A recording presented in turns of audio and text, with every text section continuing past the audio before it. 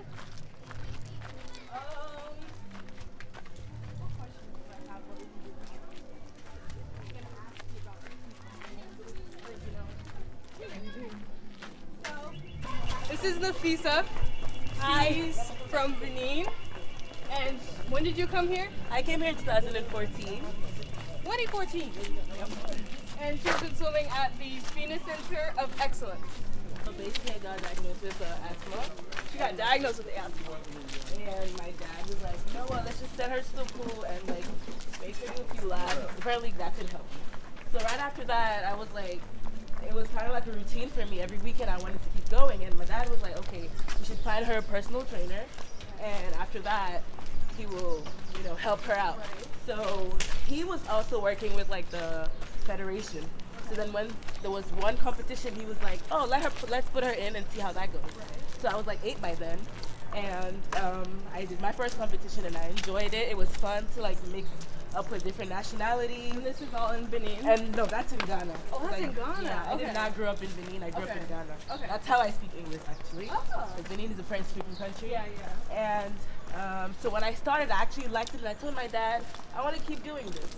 But back then, since I did not know anything about Benin, I wasn't competing for Benin. Right. So I was like under Ghana's like supervision, I guess. So every time we had big meets, my dad negotiated with like the captain.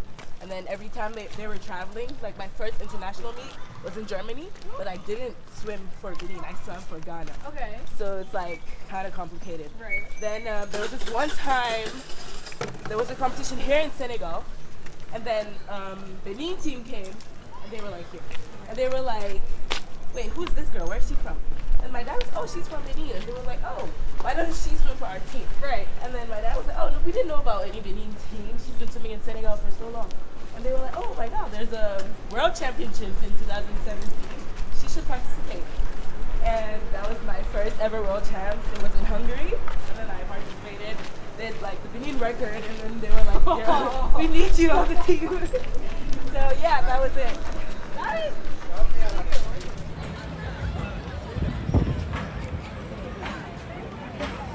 So, what does it mean to be able to call yourself an Olympic swimmer for Benin? Actually, it means a lot.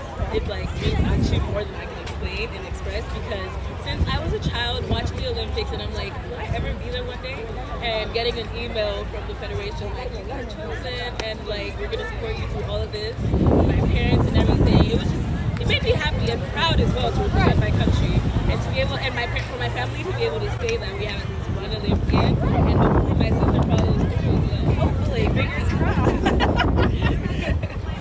So do you think all the love and support you got from your family really helped you become the Olympian you are today? Definitely. I remember it like it was yesterday, right before my 50 free at the Olympics.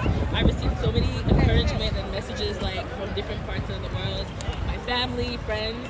And it's like when I stand right behind the diving block, and I'm like, yeah, you got this. You're not just doing this for yourself. You're doing this for your family. You're doing this for your friends. You're doing this to show that, look, you've made it this far. And honestly, it helps a lot. Like I really appreciate my family. That's great.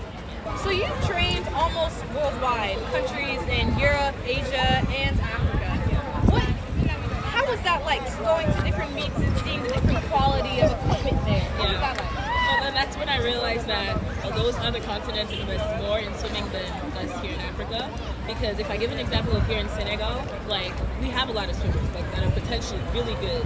And if they could put more financial aid in swimming or any other sports that people don't consider as much, I think it would help and motivate others as well. Because if you see young kids like us, we're here and we were like, okay, should I keep swimming? Because like the pool's closed constantly because they don't have enough products to clean it. Or maybe other sports as well are going through this, not just swimming. So if I compare like to my experiences in, let me say South Africa, for instance, I went there earlier last year, and I can tell you that people are really comfortable into it. They can just get up, go to the pool at any time they want, and it's constantly open for them. Whereas we go and they're like, well, if you don't have a coach, you can't swim, or if it's not at this certain time, you can't swim, or you have to get out at this certain time. Like it really blocks us from like doing what we love.